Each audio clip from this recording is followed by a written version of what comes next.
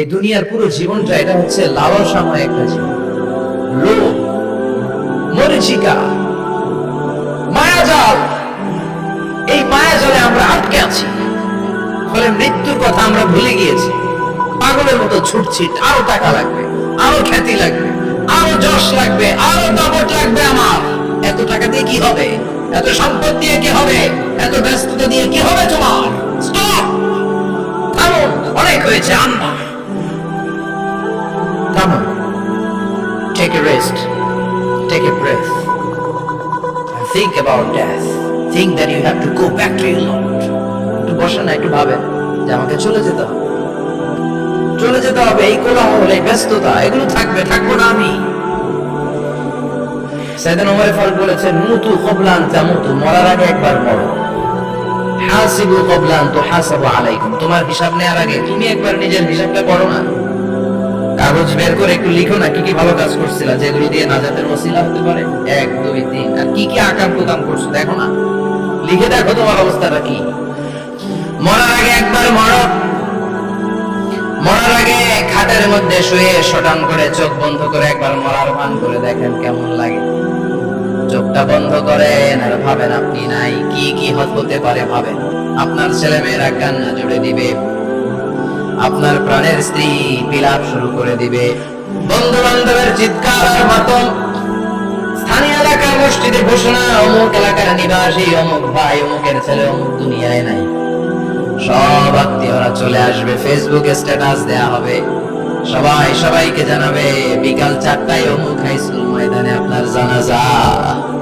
ছুটে আসবে, সবাই ছুটে আসবে আপনাকে শেষ বিদায় দিতে, গুড বাই জানানোর জন্য, আর ওয়াদা, বিদায় জানাতে আসবে সবাই। 4 তাকবীর দিয়ে আপনার জানাজা হবে, অশ্রুসিক্ত জানাজায় আপনার বিদায় হবে। কাঠের খাটিয়ার মধ্যে করে কাঁধে তুলে আপনার কবরে নেওয়া হবে। আগে থেকে খুঁড়ে রাখা কবরটার মধ্যে আপনার বিছিয়ে দেওয়া হবে। বাঁশের কচি দিয়ে তার উপরে মাটির চাপা দিয়ে সব চলে যাবে। ভাবেন না একবার চোখ বন্ধ করে, this is the circle of life, this is the nature of life. এটা সবার হবে, আমার হবে, আপনার হবে। এত মায়া, এত ভালোবাসা কই যাবে? কেউ থাকবে না, সবাই আপনার অন্ধকার কবরে রেখে দিয়ে চলে আসবে। উপরে বাঁশের কঞ্চি, তার উপরে মাটির চাপা, অন্ধকার অন্ধকার। এই অন্ধকার যেন শেষ হতে চায় না, শুধুই অন্ধকার, ঠিক কিনা? এজন্য আমাদের চলে যেতে হবে। দাদা গেল, চাচা গেল, মামা গেল, আমাদেরকেও যেতে হবে, জোরে কোন ঠিক কিনা? একদিন মাটির ভেতরে হবে ঘরে মন আমার, কেন বাঁধ দালান ঘর, প্রাণ পাখি উড়ে যাবে পিঞ্জরা ছেড়ে।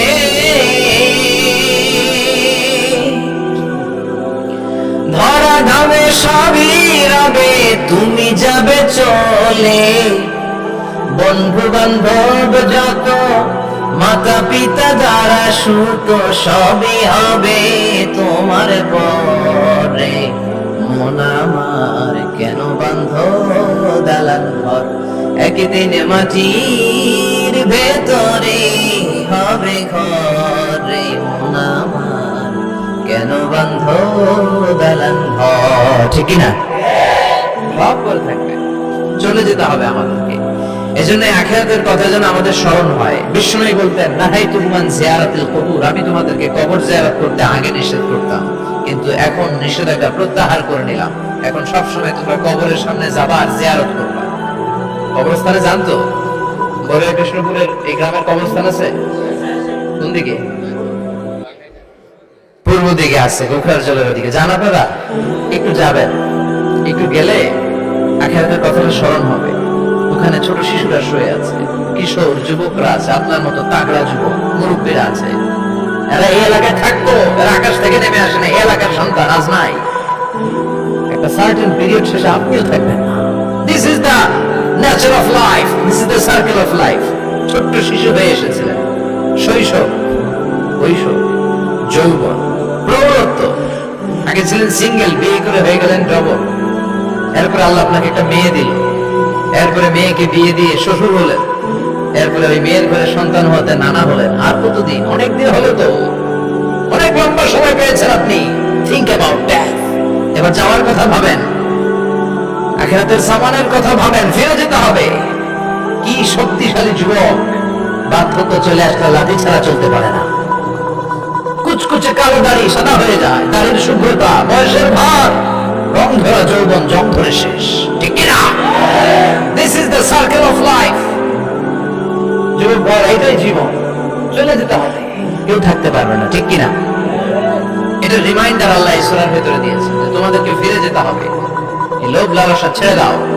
রব্বুল আলামিন বলেন, আল্লাকুমুত তাকাসুরু হাত্তা যুরতুমুল মাকাবির। ও গোলাম, দুনিয়ার সম্পদ লোভ লালসা তোদেরকে পাগল বানিয়ে দিয়েছে। এই লোভ পাগলামি কোনদিন তোদের থামবে না যতদিন না তোরা কবরে ঢুকবি, ঠিক কিনা? কার কথা? আল্লাহ বললেন, দুনিয়ার সম্পদ আর লোভ আর মোহে তোমরা কাফের হয়ে গিয়েছো। আখিরাতের কথা বেমালুম তোমরা ভুলে গিয়েছো, কিন্তু আখিরাতে তোমাদের যেতেই হবে, কবরের বাড়িতে তোমাদের ঢুকতেই হবে, ঠিক কিনা? যেতেই হবে, আমরা ভুলে যাই। আলহাকুমুত তাকাসুর, অতিরিক্ত পাওয়ার লোভ, বেশি বেশি খাওয়ার লোভ, বেশি বেশি জমানোর লোভ মানুষকে গাফেল বানিয়ে দিয়েছে। এটা মানুষের স্বভাব, আরো চাই আরো চাই, এই স্বভাবটা আছে না নাই? দেখবেন ছোট বাচ্চারা মসজিদের দোয়া অনুষ্ঠান শেষে জিলাপি দেয় না? হরে কৃষ্ণ করে কি দেয়? আগে বাতাসা দিত না, এখন কি দেয়? জিলাপি দেয়, মিষ্টি দেয়। তো মসজিদের 2-3 গেট থেকে যদি দেয়, ছোট বাচ্চারা দেখবেন এদিক দিয়ে কয়েকটা নিয়ে আবার ওই গেটে লাইন ধরে। ওর হাত হলো ছোট হাত, ওর হাত ভর্তি জিলাপি, আর নেওয়ার জায়গা নেই, এরপর আরেক জায়গায় লাইন ধরছে। আরো লাগবে, আরো লাগবে, এই আরো আরো আরো চাই, এই স্বভাবটাই মানুষকে কুড়ে কুড়ে শেষ করে দিয়েছে। এত লাগবে কেন? তো চাহিদার কোনো শেষ নাই, unlimited demand of human being. যার আছে বেশি তার চাই বেশি, যার সাইকেল আছে তার হোন্ডা চাই, হোন্ডা আছে তো প্রাইভেট কার চাই, প্রাইভেট কার আছে তো প্লেন চাই, প্লেন আছে তো হেলিকপ্টার চাই, হেলিকপ্টার আছে তো ওইটা চাই, ওইটা আছে তো সেটা চাই, ঠিক কিনা? এলাকার মেম্বার যে হয়েছে চেয়ারম্যান হতে চায়, আছে না নাই? চেয়ারম্যান সাহেব এমপি হতে চায়, আছে না নাই? এমপি সাহেব মন্ত্রী হতে চায়, আছে না নাই? মন্ত্রী সাহেব প্রধানমন্ত্রী হতে চায়, আছে না নাই? কিন্তু এই দেশে সুযোগ নাই। কথা কর, এই দেশে প্রধানমন্ত্রী সিলেক্টেড, 2-3 জনের বাইরে কেউ প্রধানমন্ত্রী হতে পারবি না, ঠিক কিনা? আমার এই জীবনে তো আমি 2-3 জনই দেখলাম। বেগম খালেদা জিয়া, আমাদের প্রধানমন্ত্রী শেখ হাসিনা, ছোট্টবেলা দেখেছি এরশাদকে, আমরা তখন ছোট। তো মানুষের চাহিদার কোনো শেষ নাই, যার আছে বেশি তার চাই বেশি। এজন্য বিষ্ণু বলেছেন, উনজুরু ইলা মান হুয়া আসফালা মিন, তোমার চেয়ে যে খারাপ আছে ওর দিকে তাকাও। ওয়ালা তানজুর মান হুয়া আ'লা মিন, তোমার চেয়ে যে ভালো আছে ওর দিকে তাকাও না, তোমার চেয়ে যে খারাপ অবস্থানে আছে ওর দিকে তাকাও। অনেকে নিজের অবস্থান নিয়ে সুখী না, এরকম আছে না নাই? আল্লাহ আমার এটা দিল না রে, ওইটা দিল না রে, পাইলাম না রে, কিচ্ছু হয় না, কি করবো জীবনে, হতাশ। আসলে আছে কিন্তু অনেক, কিন্তু শুকরিয়া নাই, টাকা, ঠিক কিনা? নিজের অবস্থান নিয়ে সুখী না, কিন্তু অনেক লোক আছে তারা আপনার অবস্থানে পৌঁছতে চায়। তাদের দিকে তাকিয়ে দেখেন, আপনি যে অবস্থানে আছেন এই অবস্থানে পৌঁছাটা অনেকের কাছে স্বপ্ন। তারা প্রতিনিয়ত সংগ্রাম আর স্ট্রাগল করে যাচ্ছে আপনার অবস্থানে পৌঁছতে, আপনি এটা নিয়ে সন্তুষ্ট না। শেখ সাদির নাম শুনেছেন? বালাগাল উলা কাশাফাত দুজা, এই কবিতাটা রচয়িতা, ইরানের বিখ্যাত এক কবি। উনি একবার আর্থিক সমস্যার মধ্যে দিয়ে সময় কাটাচ্ছেন, টাকা নাই, পয়সা নাই, পায়ে দেওয়ার মতো জুতা নাই। উনি খুব দুঃখ পেলেন, হায় রে, আমি ইরানের এত বড় কবি, আমার পায়ে দেওয়ার মতো জুতা নাই। দুঃখ ভরা মন নিয়ে রাস্তায় হাঁটতে বেরোলেন। হাঁটতে হাঁটতে হঠাৎ দেখলেন একটা লোক শুয়ে শুয়ে কাঁদছে, ওই লোকটার 2টা পাই নাই, পাই নাই। উনি সিজদায় পড়ে গেলেন, আল্লাহর কাছে ক্ষমা চাইলেন, আল্লাহ অনেক দিয়েছো, শুকর আলহামদুলিল্লাহ।